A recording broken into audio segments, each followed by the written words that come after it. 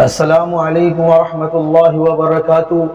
الحمد للہ رب العالمین والصلاة والسلام علی سید الانبیاء والمرسلین، اما بعد، اعوذ باللہ من الشیطان الرجیم، بسم اللہ الرحمن الرحیم۔ کل نفس ذائقۃ الموت، صدق اللہ العظیم۔ وقال النبی صلی اللہ علیہ وسلم، ان الدنیا خلقت لکم وانکم خلقتم للآخرہ، او کما قال علیہ الصلاۃ والسلام۔ قابل احترام بزرگوں، دینی بھائیوں اور عزیز ساتھیوں اور پیاری ماں اور بہنوں، آج میں آپ حضرات کے سامنے انشاءاللہ ایک ایسا عنوان، ایک ایسا موضوع، ایک ایسا فلسفہ بیان کرنے کی کوشش کروں گا جو اختلاف سے بالا تر ہو۔ دنیا کا کوئی بھی ملک، دنیا کی کوئی بھی حکومت اور دنیا کی کوئی بھی سلطنت اس بات کا انکار کرنے والی نہیں ہے، مگر آپ کو اس دنیا میں ایسے لوگ بھی مل جائیں گے جو خدا واحد کا انکار کرتے ہیں۔ آپ کو اس دنیا میں ایسے لوگ بھی مل جائیں گے جو آسمانی کتابوں کا انکار کرتے ہیں۔ آپ کو اس دنیا میں ایسے لوگ بھی مل جائیں گے جو جنت اور دوزخ کا انکار کرتے ہیں۔ آپ کو اس دنیا میں ایسے لوگ بھی مل جائیں گے جو جزا اور سزا کا انکار کرتے ہیں، مگر اس پوری کائنات کے اندر، اس پوری دنیا کے اندر ایک بھی ایسا شخص نہیں ملے گا جو اس چیز کا انکار کرتا ہو۔ وہ چیز کیا ہے؟ وہ موت ہے۔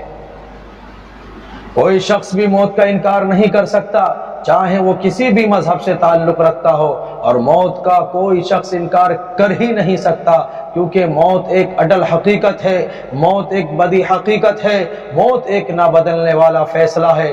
اس کا مشاہدہ ہر انسان اپنی دو آنکھوں سے اپنے شہر، اپنے قصبے، اپنے گاؤں اور اپنے محلے میں کرتا رہتا ہے۔ ہر شخص کو اس بات پر یقین ہے کہ موت کہ جب آنے کا وقت آئے گا تو وہ آ جائے گی، نہ تو اسے بادشاہوں کے قلعے روک سکتے اور نہ ہی بلند اور بالا عمارتیں اس کی راہ میں حائل ہو سکتی ہیں۔ ہر شخص کو اس بات پر یقین ہے کہ موت سے نہ تو حضرت موسیٰ علیہ السلام محفوظ رہ سکے اور نہ ہی ان کے زمانے کا فرعون محفوظ رہ سکا۔ ہر شخص کو اس بات پر یقین ہے کہ موت سے نہ تو کائنات کے سردار جناب محمد رسول اللہ صلی اللہ علیہ وسلم محفوظ رہ سکے اور نہ ہی ابو بکر و عمر محفوظ رہ سکے۔ موت ہر شخص کو آئے گی، اگر عالم ہے تو موت آئے گی، جاہل ہے تو موت آئے گی، امیر ہے تو موت آئے گی، غریب ہے تو موت آئے گی۔ اور جو شخص بڑے بڑے محلات کے اندر زندگی گزارتا ہے اس کو بھی موت آئے گی، اور جو شخص ٹوٹی پھوٹی جھوپڑی کے اندر زندگی بسر کر رہا ہے اس کو بھی موت آئے گی۔ ہر شخص کو موت آئے گی۔ حدیث شریف کے اندر آتا ہے کہ جب دنیا کے تمام جاندار مر جائیں گے تو اللہ تبارک و تعالی جاننے کے باوجود، اللہ علی کل شیء قدیر، رب العالمین تو ہر چیز پر قادر ہے، رب العالمین تو ہر چیز کا جاننے والا ہے، لیکن اس کے باوجود فرشتوں سے معلوم کرے گا، اے میرے فرشتوں بتاؤ اب کون باقی بچا ہے جس کو، تو فرشتے عرض کریں گے کہ اے باری تعالیٰ اب تو صرف آپ باقی بچے ہیں جن کو کبھی موت نہیں آنی، اور آپ پر اٹھانے والے فرشتے باقی بچے ہیں، اور جبرائیل اور میکائیل باقی بچے ہیں، اور میں باقی بچا ہوں۔ اس کے بعد رب العالمین فرمائے گا کہ جبرائیل اور میکائیل بھی مر جائیں۔ دوبارہ پھر رب العالمین ملک الموت سے عرض کرے گا، اے ملک الموت اب بتاؤ اب کون باقی بچا ہے؟ ملک الموت عرض کرے گا، اے باری تعالیٰ اب تو صرف آپ باقی بچے ہیں، اور آپ کا عرش اٹھانے والے فرشتے باقی بچے ہیں، اور ایک میں باقی بچا ہوں۔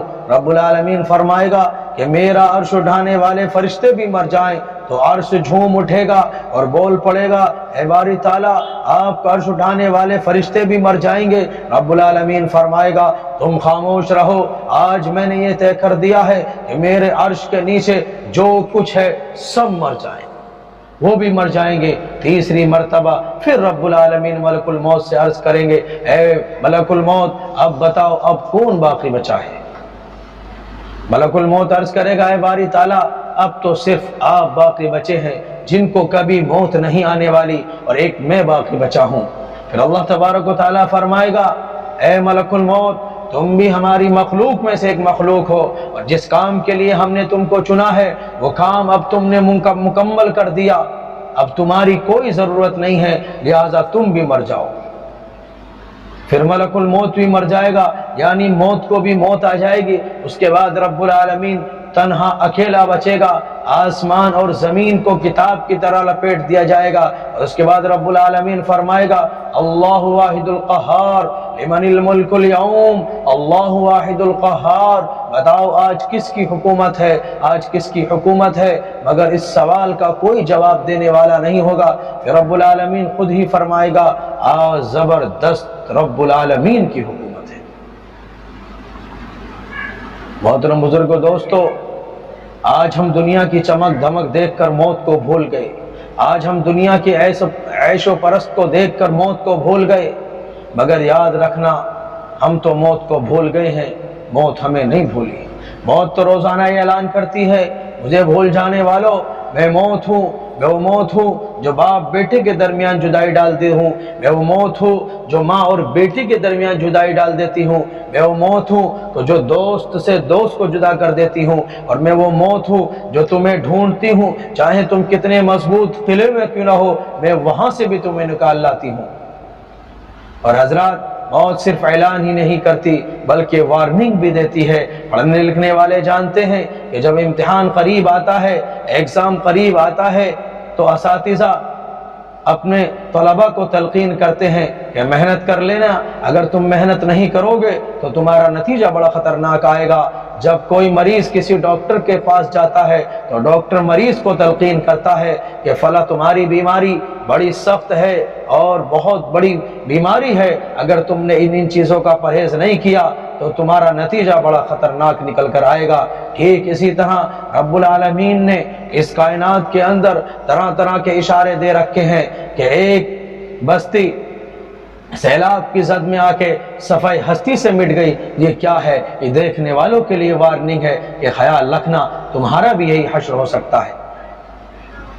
ایک ریل حادثے میں ہزاروں لوگ موت کے منہ میں چلے گئے، یہ کیا ہے؟ دیکھنے والوں کے لیے وارننگ ہے کہ خیال رکھنا تمہارا بھی یہی حشر ہو سکتا ہے کہ گھر سے ہنستے کھیلتے اور خوشی مناتے ہوئے بارات نکلتی ہے، راستے میں ایکسیڈنٹ ہو جاتا ہے کہ کیا ہوا؟ ایکسیڈنٹ ہو گیا اور بارات کے اہم لوگ لقمہ اجل بن گئے۔ یہ سب کیا ہے؟ یہ دیکھنے والوں کے لیے وارننگ ہے کہ خیال رکھنا تمہارا بھی یہی حشر ہو سکتا ہے۔ میرے دوستو اور میرے بزرگوں، موت تو بہرحال آئے گی ہی، لیکن وہ کیا چیز ہے جس نے ہمیں موت سے غافل کر رکھا ہے؟ وہ چیز ہے دنیا کی اندھا دھند محنت اور لمبی لمبی آرزوئیں۔ دنیا کا مال کمانا اور مالدار ہونا کوئی گناہ کی بات نہیں ہے، بلکہ حلال روزی کمانے والے تو کل قیامت کے دن انبیاء، صدیقین، شہداء اور صالحین کے ساتھ ہوں گے۔ مگر اس کا مطلب یہ نہیں ہے کہ انسان مال کمانے میں اتنا مست ہو جائے، اتنا مست ہو جائے، اتنا مست ہو جائے کہ اسے یہ بھی یاد نہ رہے کہ میں مسلمان ہوں، میرا ایک رب ہے جو میرے ایک ایک اعمال کو دیکھتا ہے۔ آج انسان یہ بھول گیا ہے کہ مجھے ایک دن موت آئے گی اور لوگ مجھے اٹھا کر قبر کے گڈھے کے اندر ڈال دیں گے، جو روزانہ یہ اعلان کرتی ہے کہ میں کیڑے مکوڑوں کا گھر ہوں، میں وحشت و تنہائی کا گھر ہوں۔ جب کوئی بد کردار بندہ اس کے اندر رکھا جاتا ہے تو وہ کہتی ہے کہ تیرا آنا نامبارک ہو، برا کیا جو تو میرے اندر آیا ہے۔ زمین پر جتنے لوگ چلتے تھے، میری پیٹھ پر جتنے لوگ چلتے تھے، ان میں اگر مجھے سب سے زیادہ کسی سے نفرت تھی تو وہ تم تھے۔ رب العالمین نے تمہیں دو آنکھیں دی، تمہیں دو ہاتھ دیے، تمہیں پیر دیے، تمہاری ناک بنائی اور تمہیں صحیح سالم بنایا، تمہیں تمام نعمتوں سے نوازا، لیکن تم نے کیا کیا؟ رب العالمین کے خلاف زندگی گزاری، رب العالمین کے حکموں سے ہٹ کر زندگی گزاری، اور رسول اللہ صلی اللہ علیہ وسلم کے طریقے سے ہٹ کے زندگی گزاری۔ جب آج تم میرے حوالے کیے گئے ہو تو میرے سلوک کو بھی دیکھو گے۔ اس کے بعد بزرگوں اور محترم، اس کے بعد میرے بزرگوں اور میرے بھائیوں، قبر اس کو اس طرح بھیجتی ہے کہ ادھر کی پسلیوں کے اندر چلی جاتی ہے، اور جب کوئی نیک بندہ قبر کے اندر جاتا ہے تو قبر کہتی ہے کہ تمہارا آنا مبارک ہو، تمہارا آنا مبارک ہو، بہت اچھا کیا جو تم میرے پاس آ گئے۔ میری پیٹھ پر جتنے لوگ چلتے تھے ان میں اگر سب سے زیادہ مجھے محبت تھی تو وہ تم تھے، کیونکہ تم نے اللہ کے حکم کو پورا کیا، رسول اللہ صلی اللہ علیہ وسلم کے طریقے کے مطابق زندگی گزاری۔ جب تم آج میرے پاس آئے ہو تو اب میرے حسن سلوک کو بھی دیکھو گے۔ اس کے بعد اس قبر کو اتنا چوڑا کر دیا جاتا ہے جہاں تک اس اللہ کے بندے کی نگاہ جاتی ہے، اور اس کے قبر میں جنت کی کھڑکی کھول دی جاتی ہے جس سے جنت کی ہوائیں آتی ہیں، اور وہ اللہ کا بندہ بڑے سکون کے ساتھ اپنے قبر کے اندر سویا ہوا ہوتا ہے۔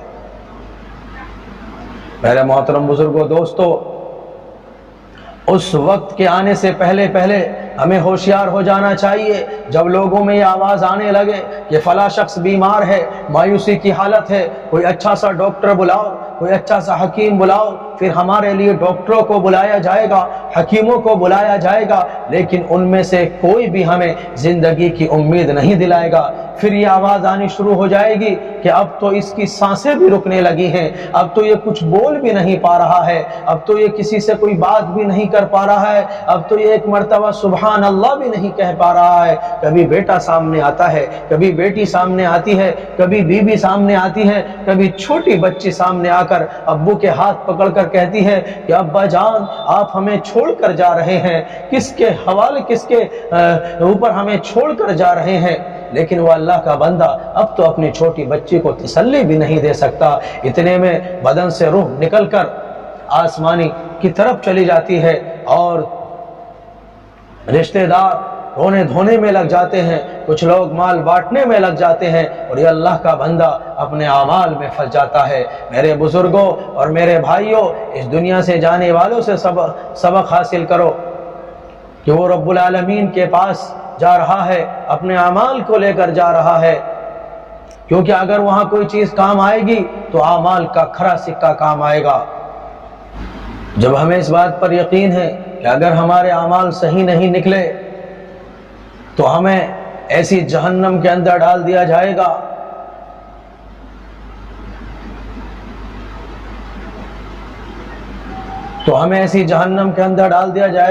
جس کے بارے میں حدیث شریف کے اندر آتا ہے کہ اس کی گہرائی اتنی ہے کہ رسول اللہ صلی اللہ علیہ وسلم نے فرمایا کہ ایک پتھر آج سے 70 سال پہلے جہنم میں چھوڑا گیا تھا، آج 70 سال کے بعد وہ جہنم کی تہ کے اندر گیا ہے۔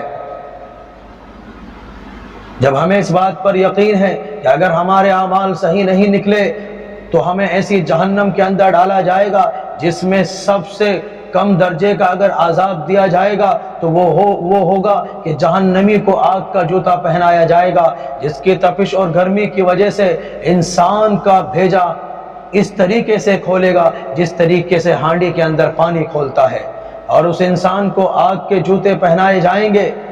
اللہم حفظنا من کل بلاء الدنیا وعذاب الآخرہ۔